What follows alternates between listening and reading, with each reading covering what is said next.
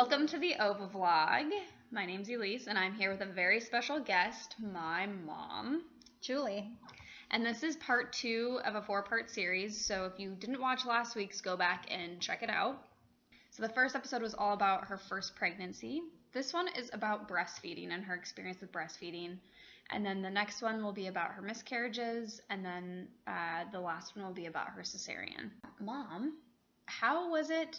So we talked a little bit about you going through the process of birthing Lene. How was it to actually feed her? Did you know that you were going to breastfeed? How did you learn about it? Yeah. Well, I think I said in the prior vlog that I had many sisters, and so I had some experience and some people to look at. But for me, primarily, I had read the Leche League book, and I just knew that's what I wanted to do.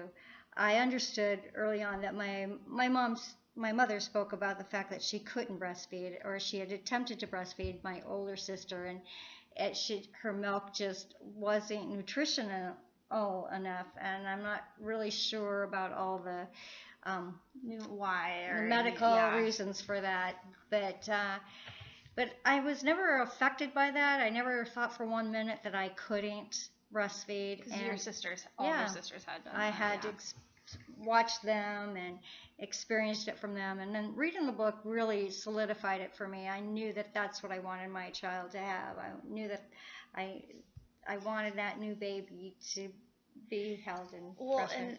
And so in the 70s, was that common? Was breastfeeding common? It was becoming extremely common. You know, I had Lene. It was in 1979, and so I think there was a movement towards that in the 70s, and so it was just a natural consequence for me.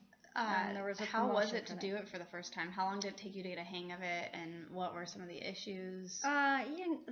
There's always the engorged, when the milk is first coming in, and you're just filling up, and it's tender and tight, and then expressing the milk, that was very difficult for me because I had a hand pump, and so I wasn't comfortable with that, because when the baby would nurse, and if you nursed too long on one side, it would be tender. And so, but I was fortunate enough with Lene that I was home with her. I was a stay-at-home mom, so I had every opportunity to make it work for me.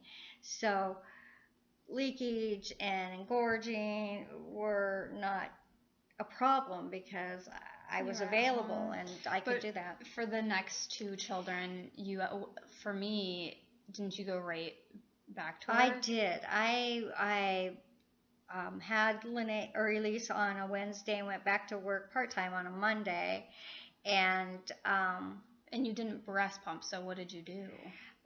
Her father brought Elise to me a couple times a day to breastfeed, and I did pump some for him so that he had some milk from, but enough to get him by during that intermittent period when he couldn't get her to me. But and your work was totally cool with that. I had the most amazing group of people that I worked for, and there were mothers in there, so everyone knew that this is what I had to do. They were grateful I came back to work so soon because of that.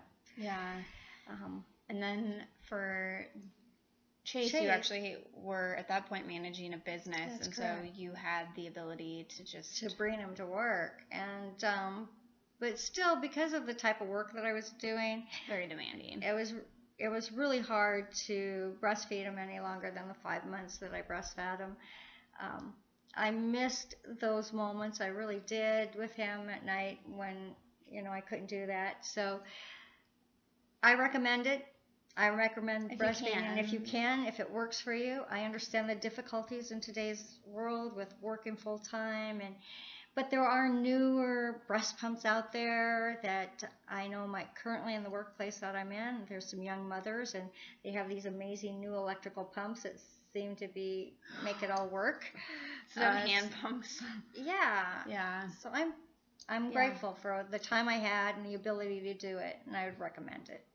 If you can. If you can. Okay. Awesome. Well, thank you for sharing that, Mom. You're welcome. And stay tuned for number 3. We're going to now talk about my mom's miscarriages.